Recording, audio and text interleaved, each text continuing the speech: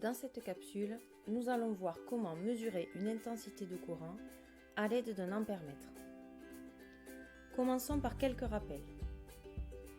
L'ampèremètre se branche en série dans un circuit, c'est-à-dire à la suite des autres dipôles.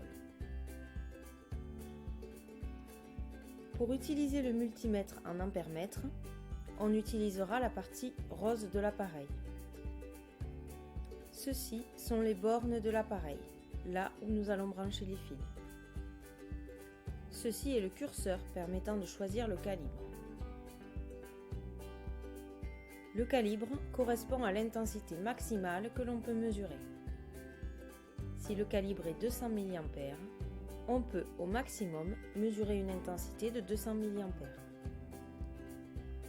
Les calibres disponibles sur notre appareil sont 10 A, 2000 mA, 200 mA ou 20 mA.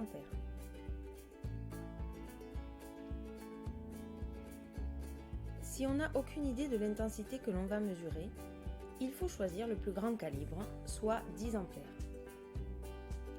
On branche donc l'ampèremètre sur les bornes 10A et COM. Afin d'avoir une valeur positive, il faut que la borne 10A soit du côté du plus du générateur et la borne COM du côté du moins du générateur.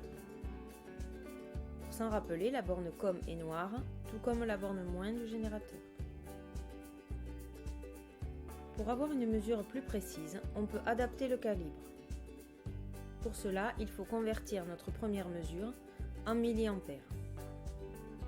On a 0,01 ampères, ce qui équivaut à 10 milliampères. Donc il faut choisir le calibre juste au-dessus de cette valeur, c'est-à-dire 20 milliampères. On obtient donc une mesure plus précise puisqu'elle vaut 15,5 milliampères. Si le calibre que l'on choisit est trop petit, un message d'erreur peut apparaître. 1 point. Ou bien, le fusible grille et le circuit s'ouvre. Le fusible permet de protéger l'appareil de mesure. La valeur affichée sera donc 0 et il faut alors changer le fusible.